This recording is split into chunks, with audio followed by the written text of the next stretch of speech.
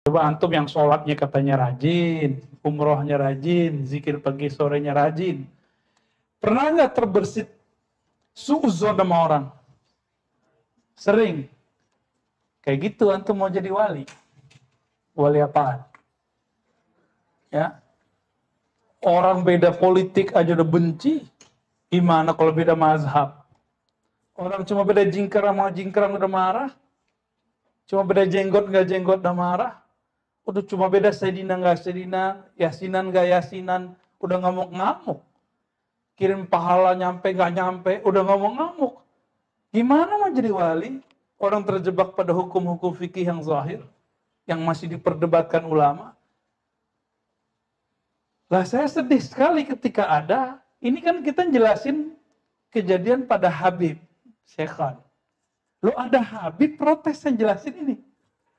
Orang itu terlalu membuka-buka. Ya salam ya akhi. Anda mau nyelamatin jid ente, aminya ente.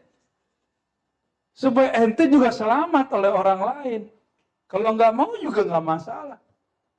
Ya, benarlah kata Rasulullah, al ulama warasatul anbiya. Nabi nggak bilang zuriatku warasati, enggak. Yang disebut warasah ulama. Belum tentu zuriat ulama. Tapi karena kita mendengar Nabi berkalam, ahibbu ahla baiti hubban li. Cintai zuriatku, cintai ahlu baitku karena cinta kepadaku. Kita cinta sebatas kalam Nabi ini. Tapi kalau mereka begini jahil, ya sudah, kita nggak, la narudha, kita nggak tanggapin. Khawatir nanti dia tersinggung. Kalau tersinggung, ntar dia bawa-bawa Habibnya. Ya, padahal dia belum makom Habib. Habib itu yang alim mahbub inda muridi. Yang alim dan dicintai oleh umat. Itu baru Habib. Kalau enggak, Sayyid aja. Maka yang kita sebut dari awal kita ngaji Khatmul Aulia, sebelum kitab ini kita buka, bahwa keluarga Rasulullah ada dua. Alun Nabi Ithnani, ada dua keluarga Nabi. Ada keluarga Nasabi, ada keluarga Ruhi. Keluarga Ruhi itu ulama. Ulama di situ artinya arifin billah, yang mengenal Allah Subhanahu wa Ta'ala. Ya. Beruntung kalau ada Sayyid, dia kenal Allah, maka kita takzim kepadanya 2 kali lipat. Udah sebagai zuriat Nabi, dia juga sebagai pewaris ilmu Nabi Sallallahu Alaihi Wasallam. Terus kalau ada Sayyid ketemu ulama bermakrifat, dia juga harus lebih hormat. Karena orang ini lebih permanen ikut nabinya. Meskipun yang bermakrifat ini juga hormat kepada yang sama itu. Ini yang terjadi pada Sayyidina Ibnu Abbas menghormati sahabat Nabi Abu Sa'id, Jabir, Al-Abbas dan lain-lain. Mereka menghormati guru yang alim seperti sahabat menghormati Nabi. Tapi yang alim ini karena dia bukan zuriat Rasulullah, dia juga hormat kepada zuriat Nabi Sallallahu Alaihi Wasallam. Ya, semoga ini bisa menjadi evaluasi kita bersama-sama. Ya. Atau jangan-jangan aneh salah jelasin. Ada salah nggak menurut Sidi Musa? Ini yang alim kitab nih, gimana? Ini menurut antum salah atau antum yang nggak tahu? Coba lihat lagi. Majzub, al-mahabbah, sakarat. Apa yang hilang?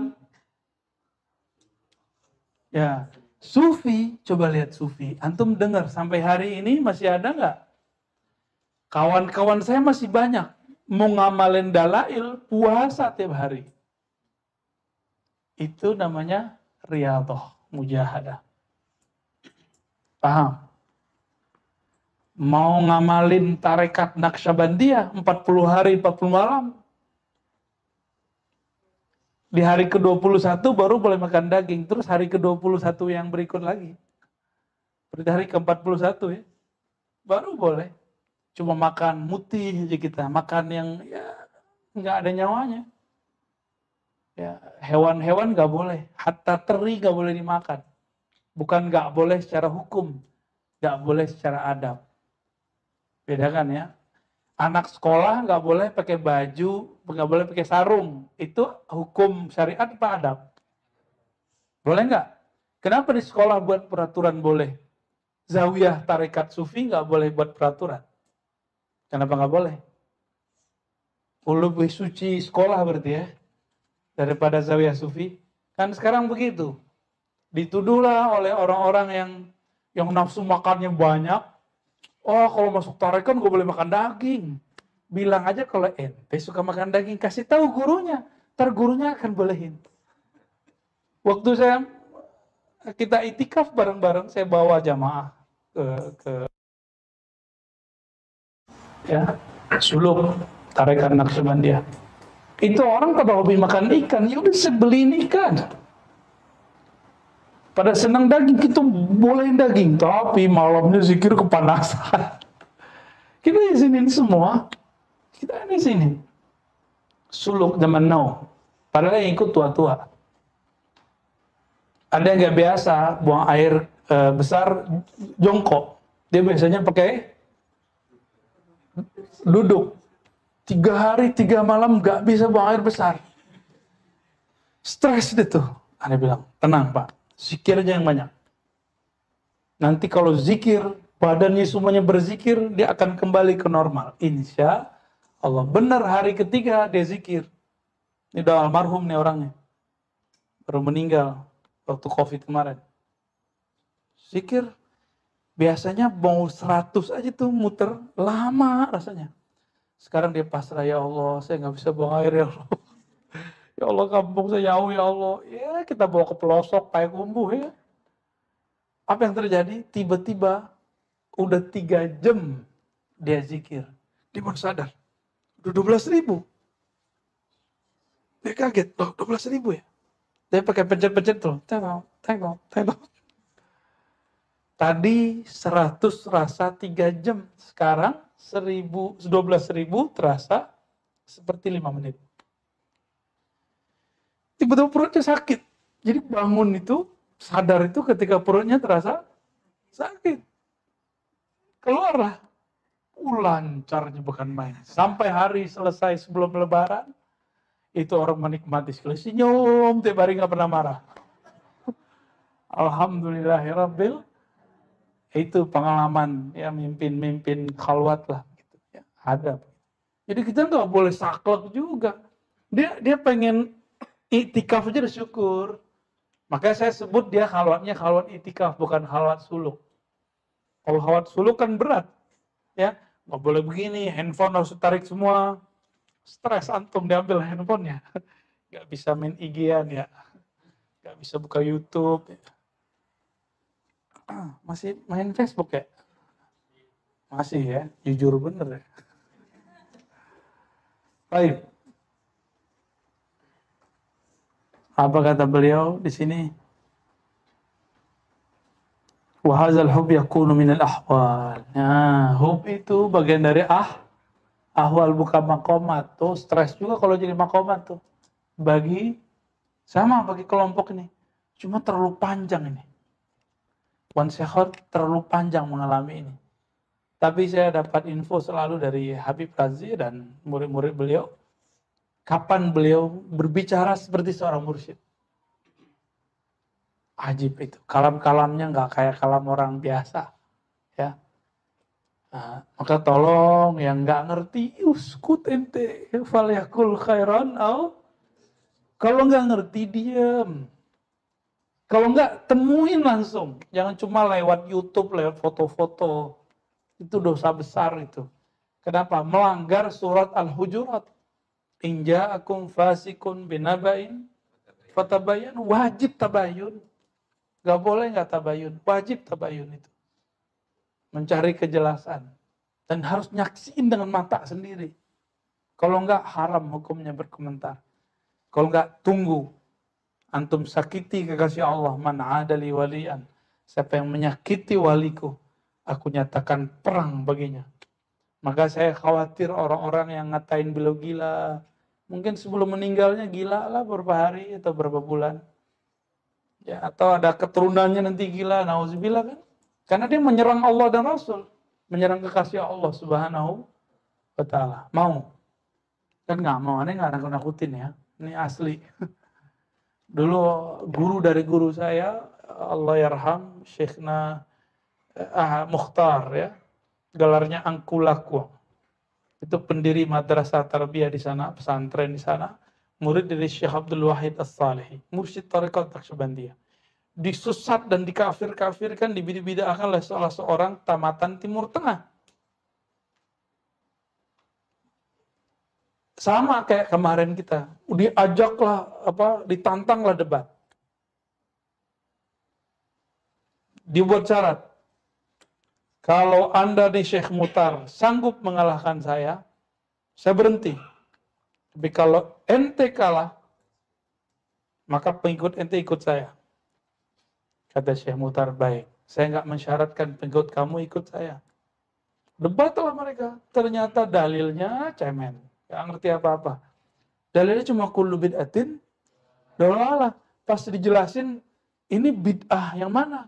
Man ahdasa fi amrina hadza ma laysa minhu fahuwa rad. Hadis Muslim. Ma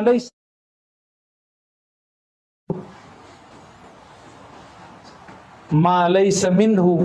Siapa yang membuat hal-hal yang baru yang tidak berasal dari urusan kami. Ini kalau dia baru berasal dari urusan kami, dalilnya ada, maka dia tidak disebut bid'ah dhalalah. Itu ada kalimat ma laysa minhu. Yang ngomong bukan saya, Imam As-Subki. Itu yang dinukil oleh Syekh Mukhtar. Beliau nulis kitab mukhtasar dalam bab usul fikih. Jadi usuli mursyid. Gimana menurut antum? Ya. Udah usuli mursyid kan ideal sekali ya. Sekarang usuli aja. Sekarang mursyid aja, nggak usuli. Ya beginilah kejadiannya. Di akhir zaman ya begitu.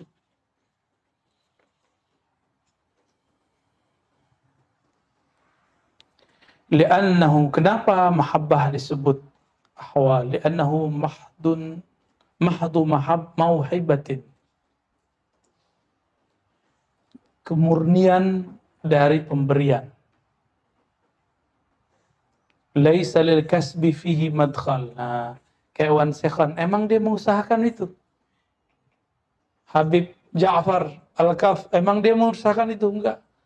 Laisa lil kasbi fihi madkhal. Enggak ada urusannya kamu usaha atau kamu enggak usaha. Beliau begitu, itu pilihan Allah. Semenjak dari zaman sahabat-sahabat Nabi itu beberapa ada yang mengalami itu karena ahwalnya cepat langsung sembuh ketemu Rasulullah atau langsung normal ketemu Rasulullah Sallallahu Alaihi. Tapi Rasulullah wafat balik lagi muncul lagi ahwal-ahwal orang-orang seperti ini. Jadi orang-orang kayak Wan Sekhan itu sudah banyak ya, bukan satu dua, dan saya sudah cerita gurunya Salahuddin ya. Dia bukan hanya di mahabbah, dia masuk ke malamatiyah.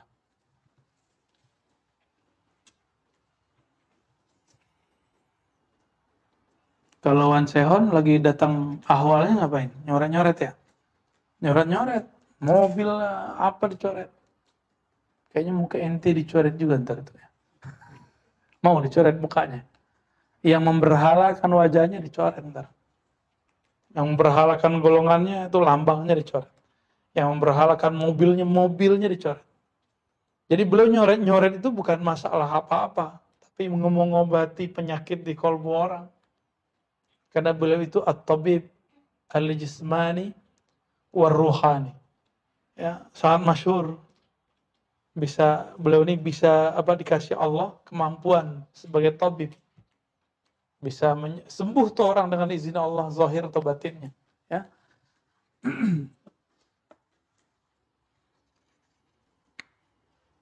Saya takjub itu khadam dan murid-muridnya bisa gitu mengikuti pola beliau, itu hebat itu ya. Sangat-sangat jarang orang bisa mengikutinya, dan semoga nggak banyak yang memperalat beliau, karena beberapa banyak juga yang memperalat atau dibawa-bawa biar majelisnya terkenal, Biar terkesan Wan Sekhon mengunjungi kami, itu ada yang begitu. Tahu Wan Sekhon dibawa ke tempat dia. Tidur kan, beliau kan kayaknya tidur-tidur aja tuh. Orang lagi kasmaran gimana? Mager nggak? Mager. Ya, kecuali lagi sakit hati, itu lain lagi tuh. Wa huwa mafhum min qaulin Nabi SAW, ahabba ilayya minal ma'il barid. Yang lebih aku cintai daripada air yang sejuk. Inilah pemahamannya bahwa ini anugerah dari Allah Subhanahu wa ta'ala. Li'annahu kalamun an wujudani ruhin taltazzu bihubbiz zat. Kenapa? Karena itu merupakan kalam yang muncul wujdan ruh. Yang muncul dari ruh taltazzu bihubbiz zat. Yang kemudian merasakan kelezatan mahabbahnya zat. Wa hadzal hubbu ruhun. Cinta ini adalah ruh. Wal hubbu alladhi yazhar an mutala'ati sifat wa yattali' min mutala'il iman qalibu hadzal ruh.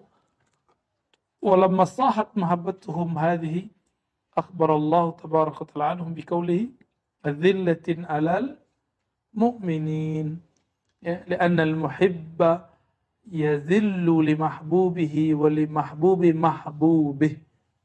Kenapa ada perintah tawaduk kepada orang beriman? Kenapa ada perintah takzim kepada masyayikh, guru-guru yang mengajarkan iman? Ini dia. Wakhfid janahaka lil mu'minin. Kalau di sini wa azillatin 'alal rendahkan sayap dirimu di depan orang-orang yang beriman. Kenapa kalam ini muncul? Karena kalau sudah cinta kepada Allah, mencintai kekasihnya Allah. Kalau antum ta'zim kepada seseorang, maka orang-orang dia kita ta'zimi enggak? Pasti. Dulu zaman Soeharto, tahu nggak antum zaman Soeharto? Wah, ini orang-orang muda-muda banyak kan ya, yang ingat zaman Soeharto. Guguknya Soeharto aja dihormati ya, monyet Soeharto aja dihormati. Itu bahasa kasarnya begitulah. Kroni-kroninya itu dihormati semua. Dulu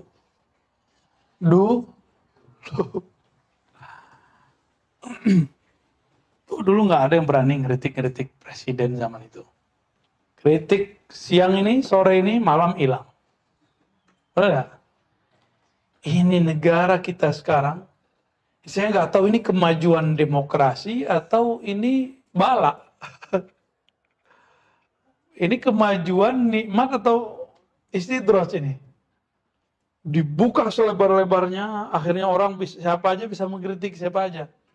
Hasilnya, karena terlalu banyak yang mengkritik, gak terasa garing lagi. Dulu, kenapa ada tahun 97? Ya, reformasi. Karena zaman itu bisa mengkritisi pemimpin itu hebat. Sekarang karena terlalu banyak. Antum gak ngerti politik aja komentar kan? Berani buat status. Siapa yang mau baca? Emang sempat gubernur, presiden, wali kota baca tuh. Gak ada kerjaan nih kali ya. Di zaman dulu itu banyak mata-mata, tembok aja bisa ngelihat kan bahasanya gitu. Tembok aja bisa jadi mata-mata. Sampai sekarang mungkin di negara-negara yang lain masih, Saudi masih. Semudah itu loh hidup di negeri ini. Gak bersyukur juga. Siapa aja presidennya gak ada urusan kita. Emang negeri ini disetting Allah begini sekarang. Ya. Jadi banyakin bersyukurlah daripada ngeluh. Ya. Gimana, hari ini udah bersyukur belum? Baru ya? Udah bersyukur belum bisa ngaji ya kan? Alhamdulillahirabbil alamin. Li'anna al-muhibba yadhillu li mahbubihi wa li mahbubi mahbubihi. Ini kaidah ini. Seorang pecinta akan merendahkan dirinya di hadapan kekasihnya dan kekasih dari kekasihnya. nggak ada cemburu di situ, ya, nggak ada yang aneh-aneh lah di situ.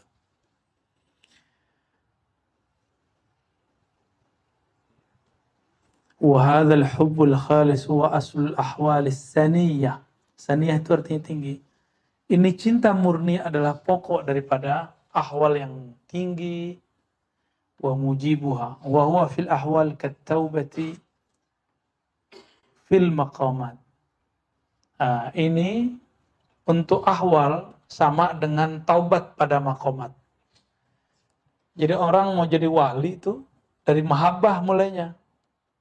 Orang mau usul, taubat mulainya. Gitu. Mau usul, taubat dulu.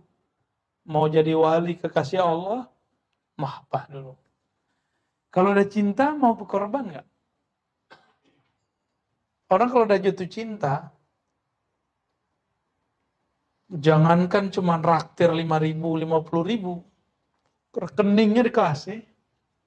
Betul ini? Benar. Gaji dikasih, rokiin nggak paham. Ya segera rokiin, ya jangan lama-lama. Ya nah, Priadi, sama nih. Kita ngomong begitu udah bingung deh. Itu gimana rasanya? Cobain terasanya indah tuh ya. Ini yang 3 tadi, coba antum lihat. Yang kalau jalur ada kelas 1, kelas 2, kelas 3, disebut maqamat. Ada tingkatan-tingkatan. Kalau yang mahabbah nggak ada, langsung suka-suka. Kadang taruh di kelas 5, kadang ditaruh di kelas 7, kadang dibalikin lagi. Suka-suka Allah Subhanahu, mau yang begitu. Nggak perlu ujian antum. Ya. Suka-suka yang punya sekolah. Udah, kamu masuk kelas 5. Besok diturunin kelas 3. Besoknya kelas akhir. Suka-suka. Itu yang mahabbah. Ya maslub. Karena akalnya sudah maslub, maka tidak ada rad, tidak ada ijab. Ya, tidak ada terima, tidak ada jawab, tidak ada tolak. Ya, ikutin aja. Beda dengan malamatiyah. Malamatiyah itu dia dimulai dari Allah. Maka akhir daripada sufiyah itu awal daripada malamatiyah. Kalau majzub, semuanya awalan, semuanya akhiran. Semuanya awal, semuanya akhir, suka-suka. Tapi kalau malamatiyah, ujungnya para sufi, itu awalnya dia. Akhirnya malamatiyah, itu pangkalnya sufi. Pangkalnya sufi apa? Syariat, fikih, zahir. Maka malamatiyah itu selama belum terjadi islah tam pada dirinya. Semua wali itu diislah Allah. Semua wali diislah, diperbaiki oleh Allah. Maka puncak islah itu nanti ada pada Imam Al-Mahdi. Ada pada Imam Al-Mahdi. Jadi wali-wali sebelumnya yang malamatiyah itu diislah Allah sebelum wafatnya. Apakah berapa bulan, berapa tahun. Ada yang sesaat sebelum wafat. Maka malamatiyah ini nggak bisa dihukumi dengan pandangan zahir. Dia harus pakai sir. Malamatiyah itu setiap masa ada. Sekarang ada. Setiap masa itu mungkin ada 40 orang, 70 orang, 100 orang. Dan sekarang nih, Pulau Jawa panen ini malamatiyah. Banyak sekali yang malamatiyah. Untuk hitungan saya ada banyak. Di Mesir ada. Di Yaman tuh ada. Tapi yang paling banyak Pulau Jawa. Banjar tuh ada juga tuh ya. Ada yang aneh-aneh. Tapi yang paling aneh nih Jawa, Bawean dulu ada juga begitu tuh. Di Bawean itu dulu ada namanya, masih hidup enggak tuh ya, Pak Umar. Tuh namanya horor gak? Umar. Itu kayak orang gila, kata orang. Bukan gila dia. Dia dikenal sama wali di Jawa, padahal nggak pernah ke Jawa secara fisik. Itu kalau sudah gali-gali tanah pakai jarinya di depan rumah seseorang, terus dia buat orang-orangan, dia masukin ke dalam. Nggak jauh dari situ besok ada yang meninggal. Jadi kalau dia sudah gali-gali itu pada ketakutan semua tuh. Ya, jadi semuanya berdoa tuh. Padahal itu kabar baik. Berarti semua orang harus siap-siap meninggal tuh. Dikasih tahu dulu kan enak, belum meninggal dikasih tahu. Tapi pada ketakutan. Nah, berarti yang waras siapa kan? Dia apa orang-orang yang merasa waras? Ya, Malamatiyah ini yang paling perfect itu di akhir zaman. Malamatiyah. Entah ini zamannya, entah nanti, wallahu a'lam. Ya. Antum hati-hatinya sama orang Malamatiyah. Ada Malamatiyah dia kawin mulu. Ada Malamatiyah dia jalan mulu kemana-mana. Ada yang Malamatiyah dia ngomong ma'rifat terus. Karena kan Allah memasukkan ma'rifat ke kolbunya. Ke ruhnya, bukan lagi kolbu, ruhnya. Allah ajak ruhnya bicara. Nih, aneh kasih tahu sama antum. Ilustrasi. Ada nggak di antara kalian ini diundang orang spesial, terus posting foto di Facebook atau Instagram atau sosial media? Nggak tahan kan mau posting? Itu baru makhluk loh. Sama orang hebat di sini atau sama artis, sama artus. Coba ketemu hantu, selfie kan seru tuh. Tuh. Gendro, ya selfie ya. Kan seru tuh. Tapi nggak ada kan yang mau. Maunya sama artis, pejabat, orang-orang terkenal. Kita kalau foto, kita pengen ngikut. Pengen nunjukin, aku loh pernah ketemu si Fulan, pejabat ini, pejabat itu. Jujur, benar nggak? Pasti begitu. Tiba-tiba antum diundang sama dia. Gila nggak? Oh, pasti disebut-sebut saya diundang oleh si Anu gitu. Majelis saya didatangin si Fulan, pada kita nggak ngundang dia. Oh, girangnya bukan main. Itu terjadi pada manusia biasa. Ya. Itu namanya sakarat. Antum lagi mabuk itu. Sakarat inilah yang disebut ahwalnya orang-orang yang mahabbah dan malamatiyah. Bedanya apa? Kalau mahabbah tambah misterius, aneh-aneh, ngasih isyarat-isyarat. Kalau malamatiyah sebaliknya, dia akan tampilkan yang menurut orang dia ini hina. Karena dia mau menghancurkan rasa girang tadi. Jadi malamatiyah yang sempurna, dia semakin bisa menahan itu. Itu lagi malamatiyah tuh ngorok deh. Aslinya dia denger itu ya. Sok-sokan. Antum dipuji sama Allah, terjadi pertemuan, dialog dengan Allah, diundang kehadiran Allah, dan itu kemudian dihancurkan girangnya. Dihabisin. Gimana caranya? Oh, macam-macam cara mereka. Pakai baju yang kira-kira menurut orang ini pakaian orang fasik. Pakai gaya-gaya sesuatu yang menurut orang dia ini orang-orang yang paling banyak maksiat lah sama Allah. Datang ke tempat yang kira-kira kalau orang lihat, wah, maksiat ternyata gitu. Betul-betul diuji. Kalau antum mengatakan, wah, pemaksiat ini bukan wali, dia senang. Berarti nggak ketahuan berlian yang ada di dalam dirinya. Berlian ma'rifatullah. Tapi kalau ada orang mengerti, ini orang lagi ngelakon nih. Dia bukan girang, tapi dia bahagia. Itu beda nggak? Ini girang, nafsiyahnya yang girang. Yang satu lagi, bahagia. Itu dua hal yang beda. Ya. Jadi zaman sekarang, karena 3 jenis wali ini, yang paling tengah udah biasa antum lihat. Pakai serban, ya. Betul ya? Pakai tasbih. Ya, pakai tongkat.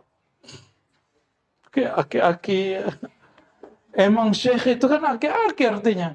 Makanya kalau orang udah dikasih gelar syekh atau disuruh jadi mualim, ya dia pakai tongkat biar kelihatan lebih bertuah gitu. Itu boleh. Antum sudah kenal. Orang awam bayangin kalau mursyid itu seperti mursyid sufiyah. Itu versi orang awam dan mereka harus ada. Saya nih bukan sufi, bukan majzu, bukan juga malamatiyah. Saya lagi belajar memahami mereka, mengambil petuah-petuah mereka semua.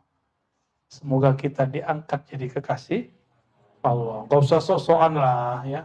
Gak usah antum kabarin saya. Saya udah ketemu nih malamatiyah. Udah simpen aja. Aneh juga tahu banyak kok tentang itu, tapi kita katanya majzu. Iya, yang Allah tampilkan gak baru dua. Syekhon, Habib Syekhon, Habib Ja'far. Yang di luar itu aneh juga tahu kok, udah skip aja. Kita lagi belajar memahami mereka. Gak usah WA kita lah, ya. Gak usah kirim-kirim message akan ente lebih tahu. Nggak usah. Karena merasa lebih tahu ini juga bahaya. Saya juga lagi menghancurkan itu juga. Lagi menghancurkan rasa lebih tahu, dan itu berat sekali. Menghancurkan rasa punya makom, itu gawat sekali itu.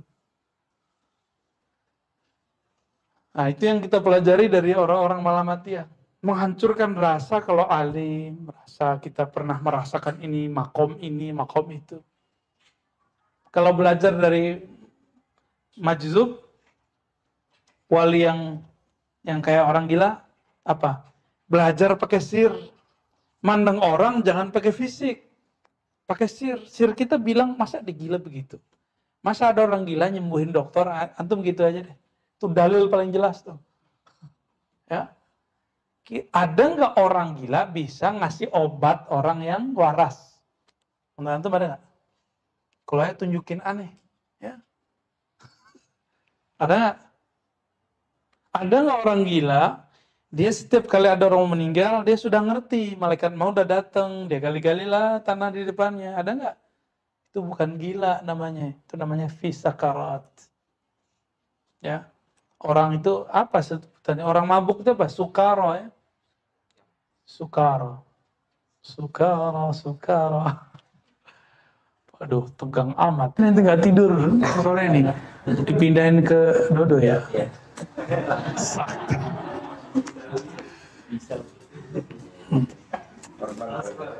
Udah.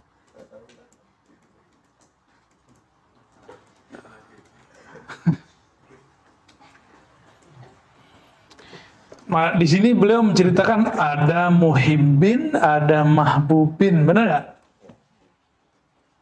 Ada muhibbin, ada mahbubin. Kalau mahbubin, dia dicinta, dia dipilih. Jelasin, ada nggak di Quran? Di hadis ya. Husna, guru. Ini puncaknya tahlil nanti. Quran itu bisa diijazahkan semua tuh. Sholawat itu bisa. Tapi kalau rasa muraqabah, rasa, ini ada nih wisuda musyahadah. Nggak ada. Nama wisuda zikir boleh, wisuda suluk boleh. Ya. Jadi yang ada misalnya gini, murid disuruh zikir, nanti dia merasakan kayak merasa bersama Allah. Dia lapor kepada mentornya, kepada gurunya, nanti dicatat sama mentornya. Oh, Syanu sudah mengalami ahwal muraqabah. Besok-besok dia ngerasain kayak bertemu Nabi di mana-mana. Oh, dia berarti ru'yatun Nabi. Besok-besok dia ngerasain kayak semua alam ini kok nyebut nama Allah ya. Nyebut nama, berarti dia masuk kepada wahdatul asma. Kayak gitu-gitu modelnya. Nah, itu ada pola-polanya. Ya, dan itu ada tekniknya semua. Jangan sampai salah. Ya, yang nggak bisa ditalkinkan, jangan ditalkinkan. Tapi ketika dijalani dengan makomat, maka dia jadi makom. Makom ini namanya. Apa sudah bagian atas? Atas ini sama atas itu. Ini biarin. Makomnya orang majzub namanya wahdatul wujud. Yang ada hanya wujud Allah dalam diri dia. Menurut dia Allah aja. Kalau Malamatiyah yang ada, dia memandang dan yang dia pandang cuma Allah. Kalau ini wujud dia, fananya pada wujud. Nah, inilah yang disebut wahdatul. Metodologi ini belum ada yang jelasin sebelumnya. Ini baru kita jelasin sekarang. Ya, kenapa orang anti dengan Ibnu Arabi? Karena mereka gagal memahami ini. Ya, kalau dia ngerti bab ini, nggak akan dia anti kepada imam-imam terdahulu. Wahdah, kesatuan wujud, bahwa di alam ini tidak ada kecuali hanya wujud Allah. Wujud kita cuma bayang-bayang. Ini yang terlihat oleh orang yang sakarat. Paham? Ya. Maka Ibn Arabi waktu dia kecil, Ibnu Rus udah heran lihat dia. Ibnu Rus sudah aki-aki, ketemu Ibn Arabi belum berjenggot, masih kecil. Karena dia sudah sakarat waktu itu, Ibnu Rus geleng-geleng kepala, ini anak bukan anak sembarangan.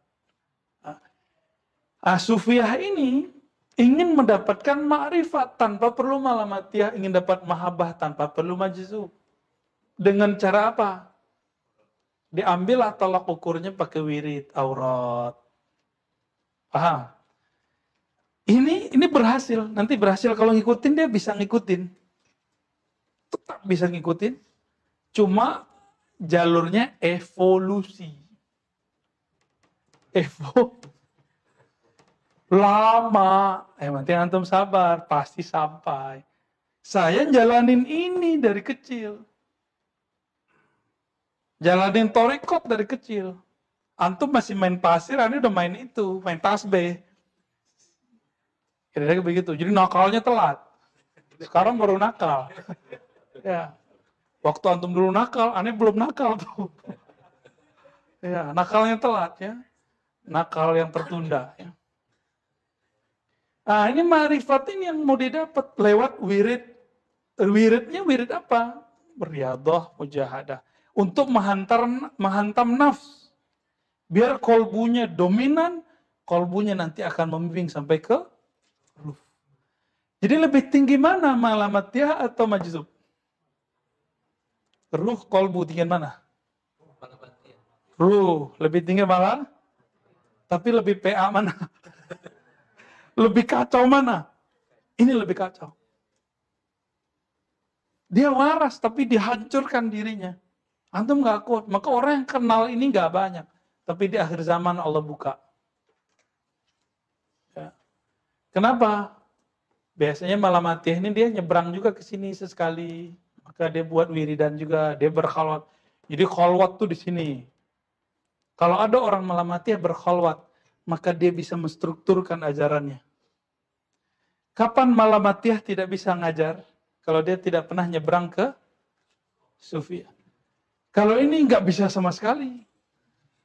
Tunggu aja kalau dia sakaratnya hilang.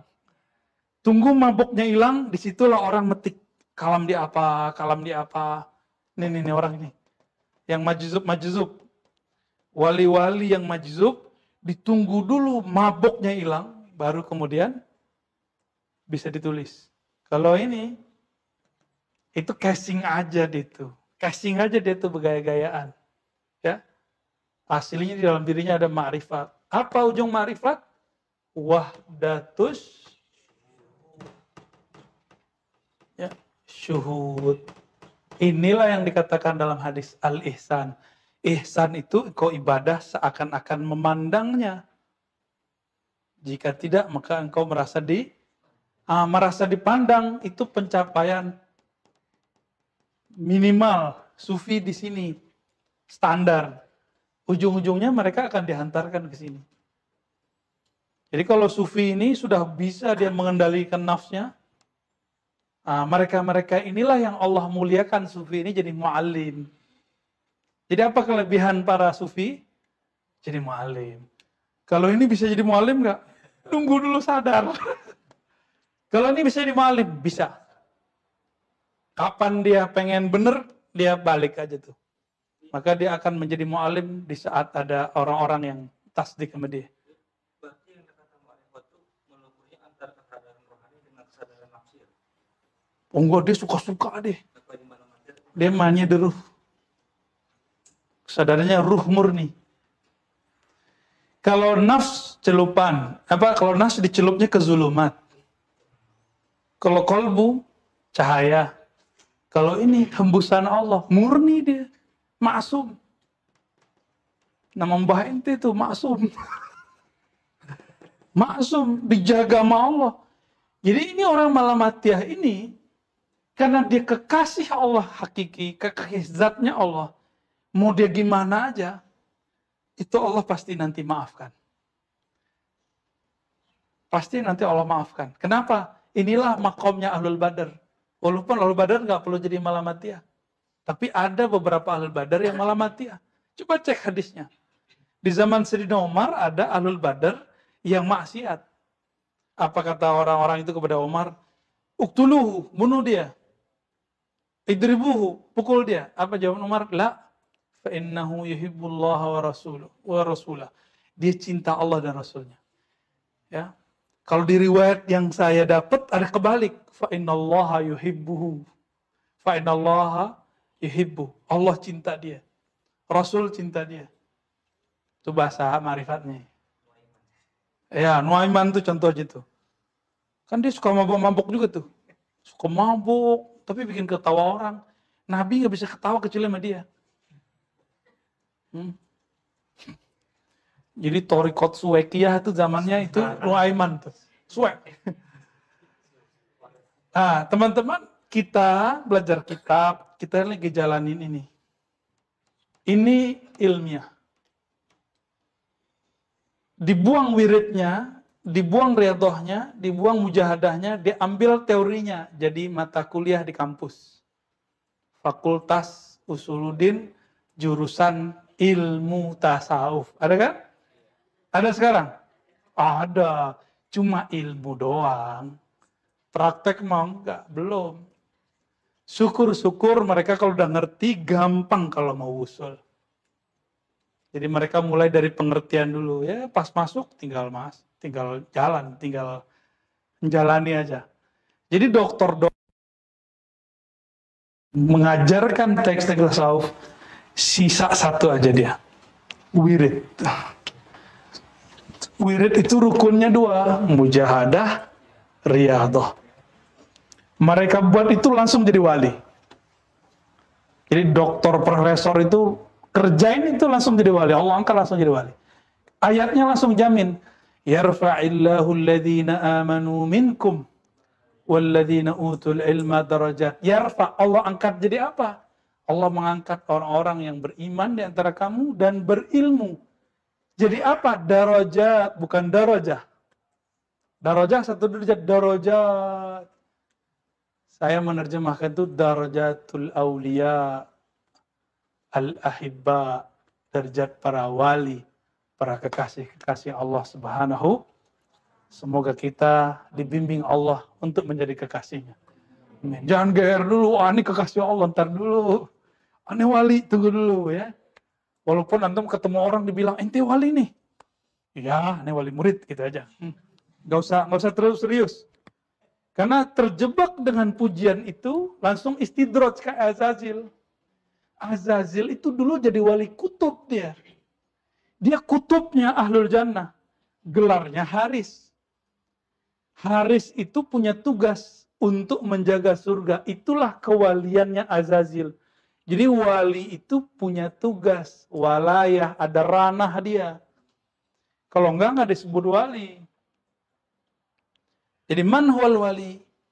Wali itu yang Allah berikan tugas karena dia diberikan ma'rifat oleh Allah Subhanahu wa ta'ala. Apa tugas kewaliannya iblis? Dulu waktu nama dia Azazil. Harisul jannah. Khazinul jannah. Menjaga surga dan memegang rahasia-rahasia surga. Kenapa sebut khazin? Karena dia menyimpan semua zikir-zikir ahlu as-samawat. Orang-orang langit. Karena perbendaharaan surga itu zikir semua. Kalau antum zikir subhanallah di sini, di sana langsung jadi pohon. Ajib gak? Zikir sholawat di sini, di sono jadi bidadari. Wis. Pada seneng ya. Besok kayaknya sholawatnya lebih banyak nih. Ya. Antum la haula wala di sini, di sono langsung jadi investasi hebat. Mau upgrade makomat tuh pakai la haula wala. Pakai la haula wala. Tuh. Kenapa, Neng? Ya. Connect aja ya. Bocah kecil. Baik. Nah, semoga kita nggak terjebak seperti iblis, Azazil. Dulu dipuji-puji orang, Harisul Jannah, gelar kewalian dia. Ya Khazinal Jannah, pemimpin surga, penjaga surga, ini gelar kewalian dia.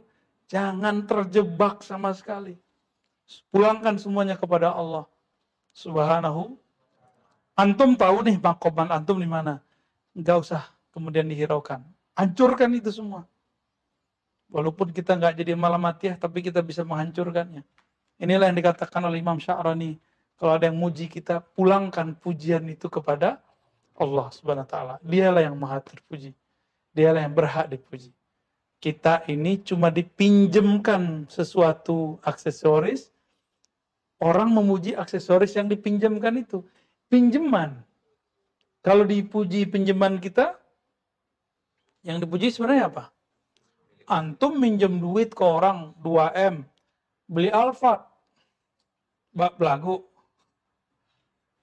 Wah, dalam hati waktu dipuji, tajir bener ente. Dalam hati, ngutang.